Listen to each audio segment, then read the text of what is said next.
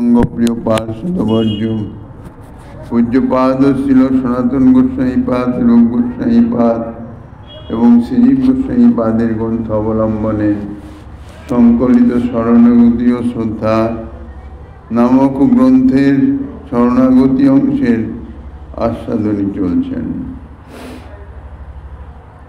কুরুক্ষেত্রের যুদ্ধের অবসানে পূর্ব প্রতিজ্ঞা অনুসারে ভগবান শ্রীকৃষ্ণ পঞ্চপাণ্ডবকে সঙ্গে নিয়ে কুন্তী দেবীর নিকট গমন করেছিলেন। সমাগত শ্রীকৃষ্ণকে কুন্তী দেবী বলেছিলেন, হে মুরারি, তোমার এই বাক্য যথার্থই হল। কেননা মহা তেজময় সূর্য যদি কখনো শীতলতা প্রাপ্ত হয় তা হতে পারে, সুশীতল চন্দ্র যদি কখনো উষ্ণতা লাভ করে তাও হতে পারে, কিন্তু তোমার বাক্য কখনো মিথ্যা হইবে না, মিথ্যা হইতে পারে না। কুন্তী দেবীর নিকট গমন করে শ্রীকৃষ্ণ কুন্তী দেবীকে বলেছিলেন, ইতিপূর্বে কুন্তী দেবীকে শ্রীকৃষ্ণ আশ্বাসন দিয়েছিলেন যে, হে কুন্তী, তোমার 5টি পুত্রকেই রণক্ষেত্র হইতে প্রত্যানয়ন করিয়া তোমার সাক্ষাতেই তোমার হস্তে অর্পণ করিব। তত্ত্বত বিচারে কুন্তীর 6 পুত্র। কর্ণ হচ্ছে সর্বজ্যেষ্ঠ, কিন্তু তাহা অতি সংগোপনে। বাকি যে 5 পুত্র যুধিষ্ঠির আদি পঞ্চপুত্র, এই পঞ্চপাণ্ডব, ইহারাই পঞ্চপাণ্ডব বলে পরিচিত এবং কুন্তীর 5 পুত্র বলে পরিচিত। শ্রীকৃষ্ণ কুন্তী দেবীকে কথা দিয়েছিলেন তোমার 5 পুত্র জীবিত থাকবে। তার মধ্যে নাম কাহারও বলেন নাই, বিশেষত অর্জুন এবং কর্ণ, এই উভয়ের মধ্যে যে কোনো একজনই জীবিত থাকবে। সাধারণত ধর্মরক্ষতি ধার্মিক, যিনি ধর্ম রক্ষা করেন ধর্ম তাহাকে রক্ষা করে। পঞ্চপাণ্ডব সদা সর্বদাই শ্রীকৃষ্ণ আশ্রিত হয়ে ধর্মপথেই চলেছেন। যত বড়ই বাধা বিঘ্ন প্রত্যাবায় যাই আসুক না কেন, যত বড় দুর্ঘটনাই হোক না কেন, যুধিষ্ঠিরের জীবনে বা পঞ্চপাণ্ডবের জীবনে একের পর এক যে ধরনের দুর্যোগ, যে ধরনের দুরবস্থা এসে উপস্থিত হয়েছে, ধৈর্য সহকারে ধর্মরাজ যুধিষ্ঠিরের আনুগত্যে পঞ্চপাণ্ডব তাহা মেনে নিয়েছেন। তবুও কখনো তাহারা ধর্মকে লঙ্ঘন করেন নাই। যদিও তুলনামূলক বিচারে অর্জুন এবং কর্ণ উভয়ই শ্রেষ্ঠ ধনুর্ধারী, কে বড় কে ছোট তাহা নির্ণয় করা অত্যন্ত কঠিন। তবুও সর্বাঙ্গীন বিচারে কর্ণকেই শ্রেষ্ঠত্বের আসনে বসানো যায়। কিন্তু তা সত্ত্বেও কর্ণের জীবনান্ত হলো, পরাজিত হতে হলো। কেননা কর্ণ অধর্মের সঙ্গে ছিল। কর্ণ নিজের একটি ব্যক্তিগত ধর্ম রক্ষার্থে সার্বজনিক যে ধর্ম, সর্বাঙ্গীন যে ধর্ম, সে ধর্মের বিসর্জন দিয়েছিলেন। দুর্যোধন সাক্ষাৎ অধর্ম, সেই অধর্মের সঙ্গে মিত্রতা স্থাপন করে কর্ণ, এবং সেই মিত্রতা ধর্ম তাই রক্ষার জন্যে সমস্ত কিছু জেনে শুনেও সে দুর্যোধনের সঙ্গ ত্যাগ করতে পারে নাই। অধর্মের সঙ্গে থেকে তার বিনাশ হয়ে গেল। শ্রীকৃষ্ণ তিনি সর্বান্তর্যামী ভূত ভবিষ্যৎ জ্ঞাতা, শুধু তাই নয়, তিনি সর্বময় কর্তা।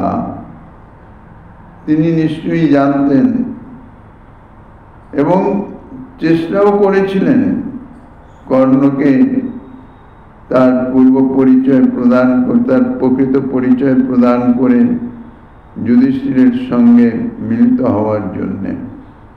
কিন্তু কর্ণ ওই মৈত্রী ধর্ম পালনের নিমিত্ত তাহা করতে সমর্থ হয় নাই। যাই হোক, কুন্তী দেবীর সঙ্গে যখন সাক্ষাৎ করলেন শ্রীকৃষ্ণ, তখন কুন্তী দেবী বলেছিলেন, তোমার বাক্য যথার্থই হলো। অর্থাৎ তুমি যে বলেছিলে যুদ্ধের অন্তে আমার 5 পুত্রকে আমার হস্তে প্রত্যাবর্তন করবে, আর কিছু থাকুক না থাকুক আমার 5 পুত্রই জীবিত থাকবে। কুন্তীও জানতেন যে কর্ণার্জুনের মধ্যে যে কোনো একজন জীবিত থাকবে। কর্ণ কুন্তী দেবীকে সেই প্রতিশ্রুতি দিয়ে দিয়েছিলেন। তবুও কুন্তী দেবী বললেন যে পৃথিবীতে অনেক অনেক অঘটন ঘটে, এমন এমন ঘটনা যাহা কখনো ঘটবার নয়, তাহাও যদি ঘটিত হয় তবুও তোমার বাক্য কখনো মিথ্যা হতে পারে না, কেননা তুমি হচ্ছে সত্য স্বরূপ। ভগবান শ্রীকৃষ্ণ তিনি সত্য স্বরূপ, সেখানে মিথ্যার কোনো প্রশ্নই নাই। সত্য যেমন আলোর নিকটে অন্ধকারের কোনো অস্তিত্ব থাকে না, তেমনি সত্য স্বরূপ শ্রী ভগবানের নিকটে মিথ্যা, কপট, ছল, চাতুরীর কোনো প্রশ্নই থাকতে পারে না, কোনো অবস্থানই থাকতে পারে না।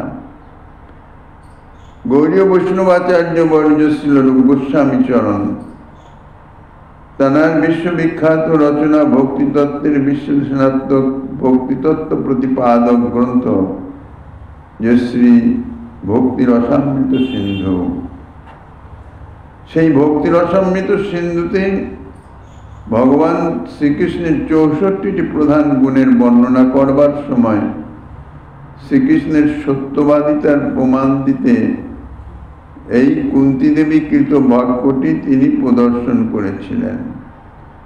শ্রীকৃষ্ণের 64টি প্রধান গুণ, অনন্ত গুণ শ্রীকৃষ্ণের, তার মধ্যে মুখ্য 64টি গুণ, তার মধ্যে একটি গুণ হচ্ছে সত্যবাদিতা, অর্থাৎ তিনি সদা সর্বদাই সত্য বলেন, অর্থাৎ তিনি যাহা বলেন তাহাই সত্য হইবে। তাই ভক্তি রসামৃত সিন্ধুর বর্ণন করেছিলেন, তনয়া পঞ্চকং প্রকটম অর্পয়িষ্যামিতে রণর বরিত মিত্য ভুক্তব যথার্থ মে বদিতম রবির ভবতি শীতল কুমুদ বন্ধুরপুষ্ণ লস তথাপি ন মূলান্তক ব্যভিচরিষ্ণুরুক্তিস্তব। অর্থাৎ বলছেন, সূর্য তো সদা সর্বদাই অগ্নিময়, মহাতেজময়। সূর্য কখনো শীতল হতে পারে না, কেননা সেটা বিরুদ্ধ ধর্ম। অগ্নি তেজময়, সূর্য তেজময়, আর চন্দ্র শীতলময়। চন্দ্রের শীতলতা গুণ ও সূর্যের তেজ অর্থাৎ উত্তপ্ত গুণ, তপ্ত গুণ, ইহার কখনো কস্মিন কালেও ইহার বিপরীত হতে পারে না। চন্দ্র কখনো উষ্ণ হতে পারে না, সূর্য কখনো শীতল হতে পারে না। কুন্তী দেবী বলছেন, কথা প্রসঙ্গে যদি তাহাও কখনো কোনোভাবে সম্ভব হয়, তাহলেও তোমার বাক্য কখনো মিথ্যা হবে না, হতে পারে না।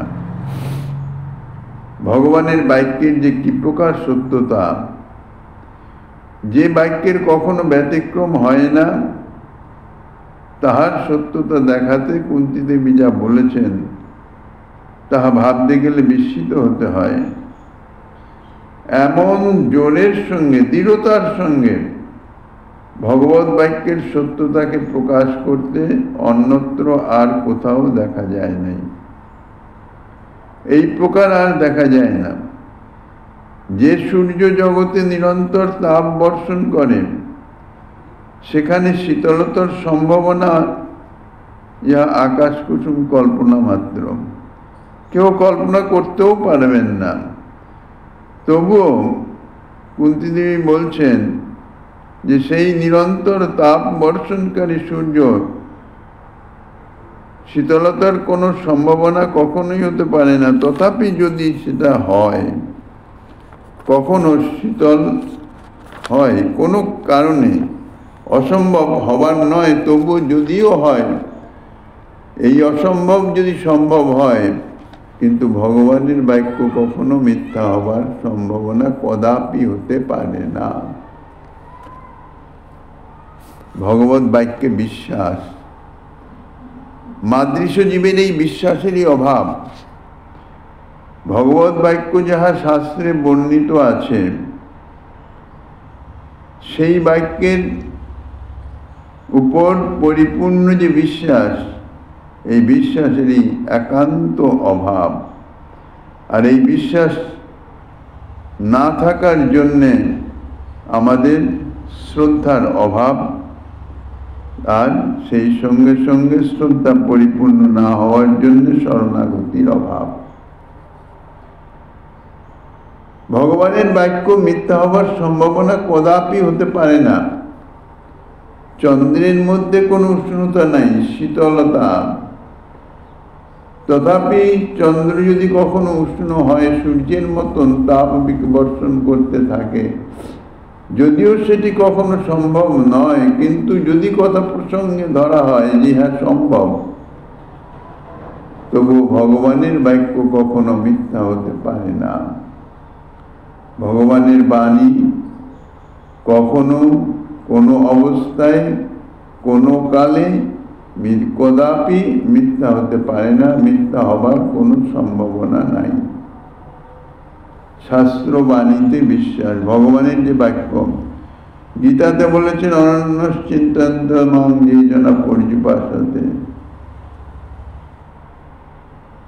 আমার যিনি একান্ত ভক্ত অনন্য শরণ, তার সর্ববিধ যোগক্ষেম আমি বহন করি। শ্রী ভগবান নিজে বলছেন যে আমি বহন করে দিই, অর্থাৎ মাথায় করে বহন করে তার নিকট পৌঁছে দেই। যদিও এই বাক্যে একটু সন্দেহ প্রকাশ করেছিলেন কবি জয়দেবের জীবনীতে দেখা যায়, তিনি এই বহাম্মহম কথাটি কেটে দিয়েছিলেন। শ্রী ভগবান বয়ে মাথায় মস্তকে বহন করে কেন দেবেন? তিনি দেবেন, যিনি একান্ত শরণাপন্ন অনন্য শরণ, যিনি তার যোগক্ষেম তিনি দেবেন ঠিকই। অর্থাৎ তানার যা সম্পদ তানার নিকট আছে, অর্থাৎ যাহা প্রাপ্ত হয়েছে তাহা এবং যাহা প্রাপ্ত হবার বর্তমান এবং ভবিষ্যৎ উভয়ে তিনি প্রদান করেন। তাই সেখানে উনি ওই বহাম্মহম শব্দটিকে কেটে দিয়ে লিখেছিলেন দদাম্মহম, আমি তাকে দেই। কিন্তু ভগবান সেটা প্রমাণ করে দিলেন যে না, আমি বহাম্মহম, আমি নিজে বহন করি, বহন করে পৌঁছে দেন। ভগবানের কথায় কোনো ছলকপটতার কোনো প্রশ্নই নেই, সোজাসুজি সাদা সাপটা সত্য তো সত্য। বহন করি তো মানে বহনই করি, দেই নয়। তাই ভগবানের বাণী কখনো কোনো কালে কদাপি মিথ্যা হতে পারে না, মিথ্যা হবার সম্ভাবনা নাই। শাস্ত্রের মাধ্যমে ভগবান যাহা বলে গেছেন আমরা তা জানি, সাধুগুরু বৈষ্ণবের মুখে তা শ্রবণ করি, কিন্তু বিশ্বাস করতে পারি না। অতএব ঈদৃশ্য ভগবানের বাণী শাস্ত্র বর্ণনা করেছেন, অতএব রক্ষিষ্যতীতি বিশ্বাস, তিনি নিশ্চয়ই রক্ষা করিবেন, এই ভাবনা হৃদয়ের সর্বাবস্থায় দৃঢ়ভাবে পোষণ করার নামই হচ্ছে ভগবানের বিশ্বাস। তিনি অবশ্যই আমাকে রক্ষা করবেন, তিনি সর্বজীবের পালক এবং পোষক, তাদের পালন করেন, পোষণ করেন। যাহার যাহা কিছু প্রয়োজন সমস্ত কিছু ভগবানই প্রদান করেন। যাহার কিছু প্রয়োজন বলতে যে কোনো অবস্থায় নয়, যে কোনো প্রয়োজন নয়, মঙ্গলপ্রদ, যাহা কিছু মঙ্গল। কেননা শ্রী ভগবান তিনি মঙ্গলময়, আর অনন্ত কোটি জীব নিশ্চয় তাঁরই অংশ, তাঁরই সন্তান তুল্য। তিনি জগৎ পিতা। পিতা যেমন সন্তানের লালন পালন সর্বক্ষেত্রেই সন্তানের মঙ্গলটি চিন্তা করেন,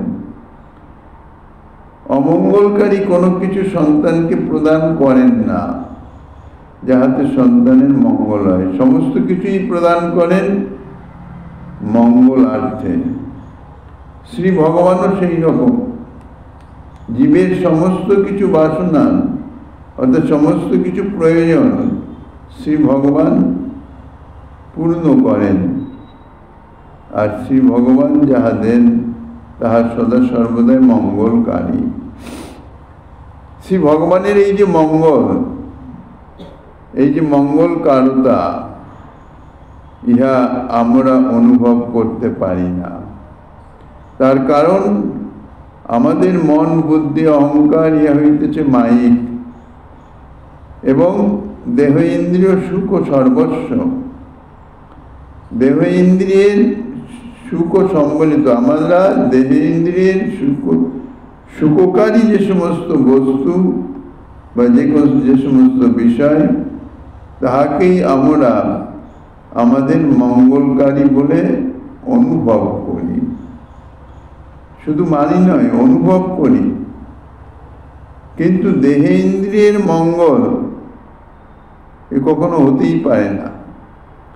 কেননা দেহেন্দ্রিয় ইহা নাশবান, প্রতিক্ষণেই পরিবর্তনশীল। আর পরিবর্তনশীল প্রতিক্ষণেই যখন পরিবর্তন হচ্ছে, প্রতিটি শ্বাস প্রশ্বাসের সঙ্গে আমাদের দেহ ইন্দ্রিয়ের পরিবর্তন চলছে। এত সূক্ষ্মাতি সূক্ষ্ম পরিবর্তন যাহা আমরা অনুভব করতে পারি না। তো যাহা ক্ষণস্থায়ী অর্থাৎ পরিবর্তনশীল, তাদৃশ বস্তুর কখনো মঙ্গল থাকতেই পারে না। কেননা এই মুহূর্তের মঙ্গল তো পর মুহূর্তে অমঙ্গলে পরিণত হতে পারে, কারণ পরিবর্তন হয়ে যাচ্ছে। তো শ্রী ভগবান যাহা দেন, যাহা প্রদান করেন, তাহা ক্ষণস্থায়ী নয়, তাহা হচ্ছে জীবের স্বরূপের মঙ্গলকারী। স্বরূপত জীব হচ্ছে নিত্য সত্য শাশ্বত, কেননা শ্রী ভগবানেরই অংশ। শ্রী ভগবান যেমন সত্য স্বরূপ, নিত্য সত্য শাশ্বত, তেমনি তাঁর অংশ জীব স্বরূপত নিত্য সত্য শাশ্বত।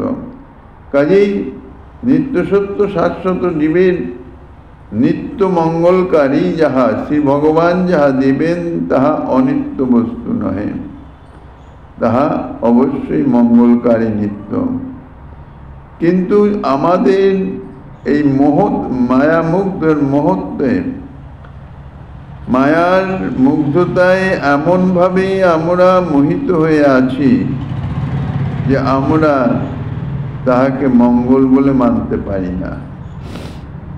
শ্রী ভগবান তিনি এই জগতের পরিচালক, অর্থাৎ তিনি পরিচালনা করছেন। তাঁর ইঙ্গিতেই কপিল দেব মাতা দেবহূতিকে বলেছিলেন যে আমার ইঙ্গিতেই সূর্য তাপ বর্ষণ করে, বাড়ি বর্ষণ করে, মেঘ, সমস্ত কিছু সৃষ্টিতে যা কিছু চলছে সমস্ত প্রভুর ইঙ্গিতেই চলছে, প্রভুর কৃপা দৃষ্টিতেই চলছে। কাজেই তিনি যাহা কিছু প্রদান করেন জীবের কল্যাণার্থেই, কিন্তু শশুক বাসনাময় জীব, তাহার কিছু কিছু হয়তো সুখকর হলে নিজের সুখে ভগবানের খুব মঙ্গল গান গান, যে প্রভুর বহুত কৃপা, কিন্তু যদি কিছু তাহার বৈপরীত্য ঘটে তখন এই ভগবানের আমার প্রতি কৃপা নাই, একেবারে পরিষ্কার বলে বসে থাকে। কৃপার যে কি বস্তু, কৃপার অর্থই জানে না, অর্থই বোঝে না, অথচ বলে বসে ভগবানের কৃপা নাই। প্রতি মুহূর্ত তিনি কৃপাময়, তার কাছে কৃপা ছাড়া অন্য কিছু নাই। আর তিনি যেহেতু পরম করুণাময়, এই জন্যে তার কৃপা সদা সর্বদাই বর্ষিত হইতেছে সর্বজীবের প্রতি। যেমন প্রচণ্ড যখন ঝড় হয়, সাধারণত বৈশাখ জ্যৈষ্ঠ মাসে ঝড় হয়, আমের গাছে আমের গুটি ধরে, ছোট বড় আম থাকে, প্রচণ্ড ঝড়ে সেই আম বৃক্ষ থেকে বর্ষিত হতে থাকে। এখন যাহারা এই ঝড়ের মধ্যে থেকেই ঝড়কে উপেক্ষা করে আম্র চয়ন করতে যায়, তাহারা ভালো ভালো আম্রগুলি, একটু বড় বড় সাইজের আম্রগুলি তাহারা সংগ্রহ করতে সক্ষম হয়, ঝড়ের মধ্যে যদি তাহারা যেতে পারে। কারণ ঝড় শান্ত হলেই লোক সমাগম বেশি হয়ে যায়, তখন আর বাছাবাছি করে নেওয়ার সময় থাকে না। তো ঠিক সেই রকম এই যে জীবনে জন্ম থেকে মৃত্যু পর্যন্ত, জন্মটা হয়েছে সেটা জানতে পারলাম, কিন্তু মৃত্যু যে কখন হবে তাহা জানতে পারি না, তাহা জানবার কোনো উপায়ও নাই। যে কোনো মুহূর্তে মৃত্যু হতে পারে।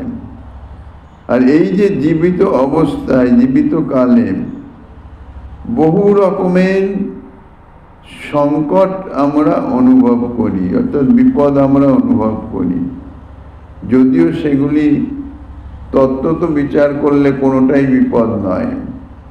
কেননা শ্রী ভগবানের পরিচালিত এই জগতের প্রতিটা মানুষ, প্রতিটা জীব, প্রত্যেকেই মঙ্গলেই অবস্থান করছেন। এখন কোনো সন্তানের, অল্প বয়সী বাচ্চা সন্তানের যদি কোনো বিস্ফোরক হয়, বিস্ফোরকের যন্ত্রণা,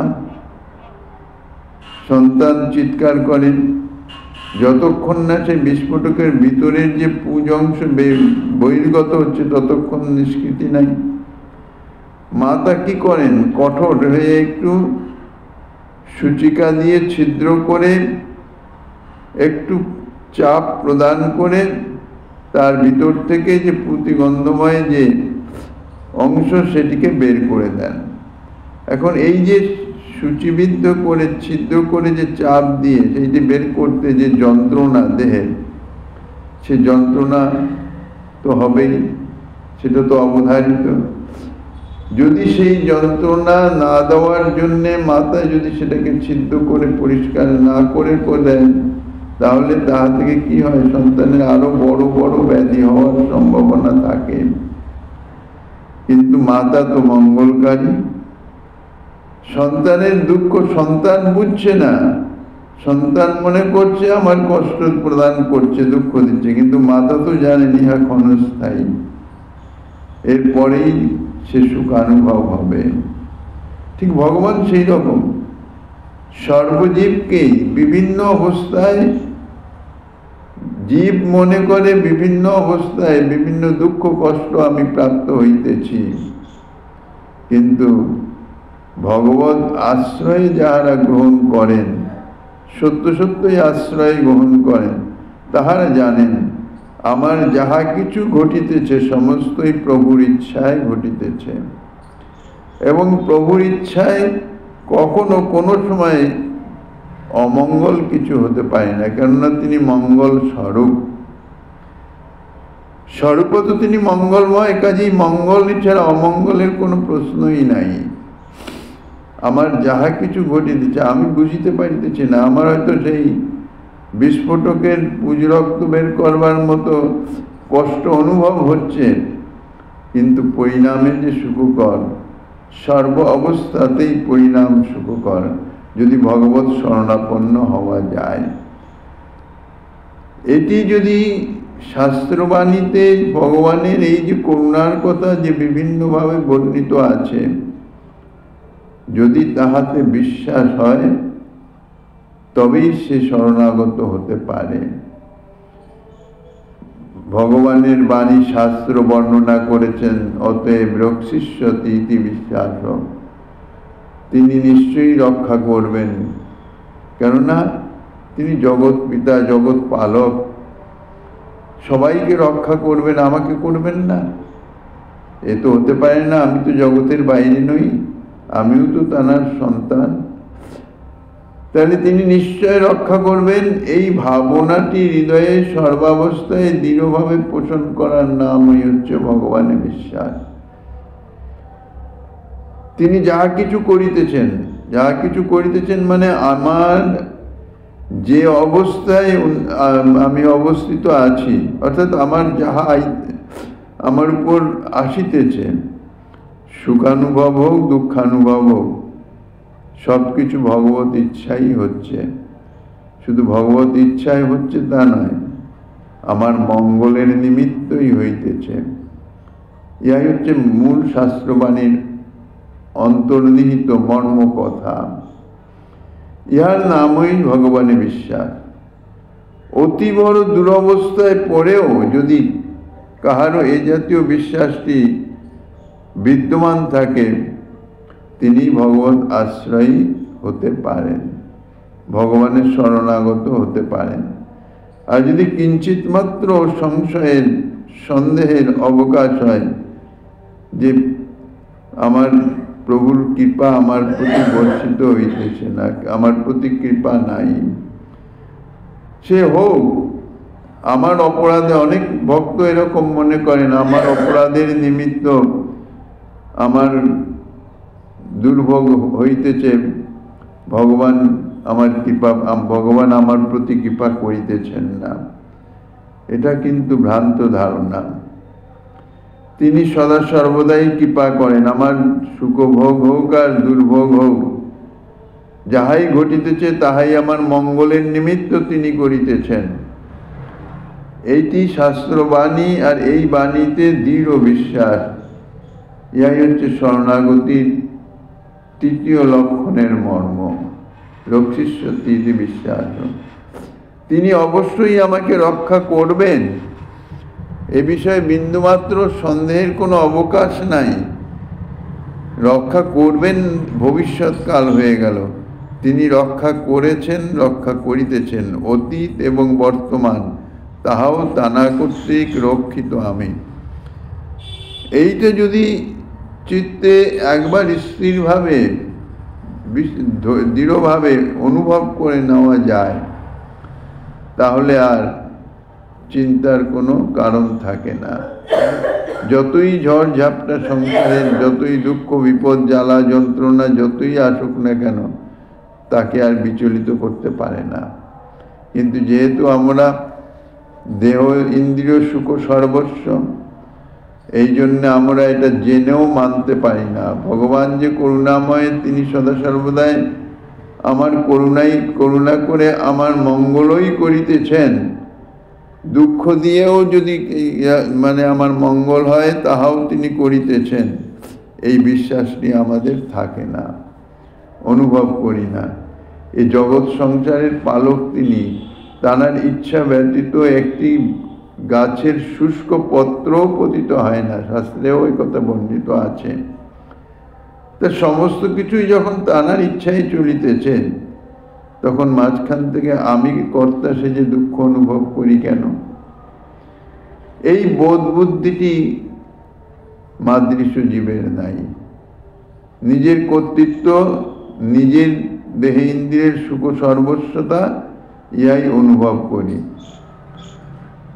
যার জন্যে আমাদের ভগবান করুণাময়, করুণা কৃপা করলে কি হবে, আমাদের দুর্গতির শেষ নাই। কণ্টকময় পথে যাওয়া নিষেধ করিতেছেন, সেই নিষেধ না শুনেও তবু কণ্টকময় পথে হাঁটতে যাই। কাঁটা ফিরবেই, কাঁটা বিঁধলেই তাহাতে দুঃখ অনুভব হবেই।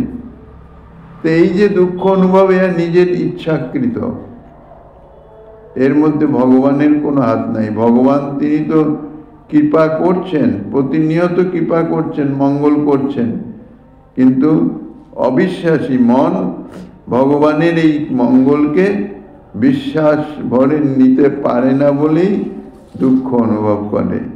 সুখ বা দুঃখ অনুভব করে কে? মনই তো অনুভব করে। দেহ ইন্দ্রিয়ের মাধ্যমে, দেহ ইন্দ্রিয় কোনোটাই সুখ বা দুঃখ কিছুই অনুভব করতে পারে না। অনুভব কর্তা হচ্ছে মন।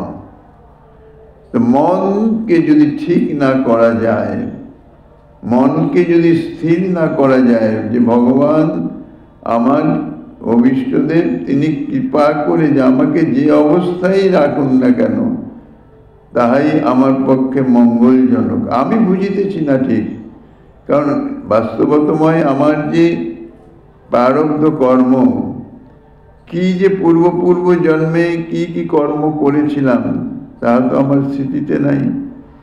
সেই কর্ম অনুযায়ী আমি এ দেহ প্রাপ্ত হয়েছি, প্রারব্ধ অর্থাৎ সেই কর্মফল ভোগের নিমিত্ত। তা আমার যখন তা জানা নাই, তখন যে অবস্থায় আসুক না কেন ইহা আমারই কর্মের ফল হিসাবেই আমি প্রাপ্ত হইতেছি। ভগবান করুণাময় আমার কর্মফলটি কাটিয়ে দিচ্ছেন, ভোগ করিয়ে কাটিয়ে দিচ্ছেন। ইহাই ভগবানের বিশেষ কৃপা। তিনি কখনো দুঃখ দেন না, কষ্ট দেন না, দিতে পারেন না, কেননা দুঃখ কষ্ট এই সমস্ত বস্তু তার মধ্যে নাই। তিনি সত্য স্বরূপ, আনন্দময়, আনন্দ স্বরূপ, তার মধ্যে আনন্দই আছে। আমি যদি তার শরণ গ্রহণ করে চলতে পারি, স্বাভাবিকভাবে তিনি তো আনন্দ প্রদান করেনি সার্বজনীনভাবে, কিন্তু তার মধ্যে যদি বিশেষভাবে তার শরণাগত হতে পারি, তাহলে সে আনন্দের অনুভব আরো আরো আনন্দ উৎফুল্ল করে দিবেন। সেই আনন্দটি নিশ্চিন্ত মনে সেটি আস্বাদন করা সম্ভব হবে যদি বিশ্বাস করে চলতে পারি যে অবস্থায় হোক না কেন প্রভু তুমি কৃপা করে, তুমি আমাকে কৃপা করছো। তোমার করুণা অতুলনীয়। তোমার করুণার মর্ম হয়তো আমি বুঝি না, কিন্তু তোমার করুণা অতুলনীয়। শরণাগতির তৃতীয় লক্ষণ ইহা রক্ষিষ্যতি বিশ্বাস। তিনি আমাকে অবশ্যই রক্ষা করবেন, করবেন নয় করিতেছেন, ইহাতে দৃঢ় বিশ্বাস। চতুর্থ লক্ষণে বলা হয়েছে গোপতৃত্বে বরণম। গোপতৃত্বে বরণম অর্থাৎ ভগবানকেই কার্যত রক্ষাকর্তা হিসাবে বরণ করা। ভগবানকে বরণ করি আর না করি তিনি রক্ষা করবেনই, কিন্তু যদি বরণ করা হয় তাহলে তার একটা দাবি থাকে। কাউকে যদি কোনো কার্যের নিমিত্ত আমি বরণ করে নেই, অর্থাৎ তার উপরে দায়িত্ব দেই, তাহলে একটা দাবি থাকে যে না তিনি অবশ্যই করবেন। স্বাভাবিকভাবে ভগবান তো মঙ্গল করছেনই, রক্ষা করছেনই, কিন্তু তবুও তা সত্ত্বেও আমি ভগবানকেই রক্ষা কর্তৃত্বে বরণ করে নিলাম। যেহেতু ভগবানের শ্রীমুখের সাক্ষাৎ বাণী আছেন, যাহারা অনন্যভাবে একমাত্র আমারই চিন্তা করতে করতে প্রকৃষ্টভাবে আমাকেই উপাসনা করেন, আমাতে নিত্য সংযোগ আকাঙ্ক্ষী সেই সকল ভক্তগণের যোগ এবং ক্ষেম আমি স্বয়ং বহন করে থাকি। শ্রীগীতার নবম অধ্যায় বলছেন, অনন্যাস চিন্তয়ন্ত মাং যে জনা পর্যুপাসতে তেষাং নিত্যাভিযুক্তানাং যোগক্ষেমং বহমহম। অনন্যভাবে একমাত্রই আমারই চিন্তা করেন, আমারই শরণাপন্ন হন, প্রকৃষ্টভাবে আমারই উপাসনা করেন।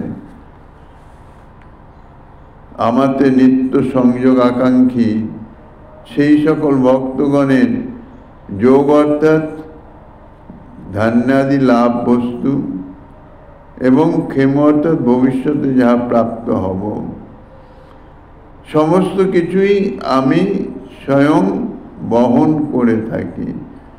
বহাম্যহম। এই শ্লোকের টিকায় গৌড়ীয় বৈষ্ণবাচার্য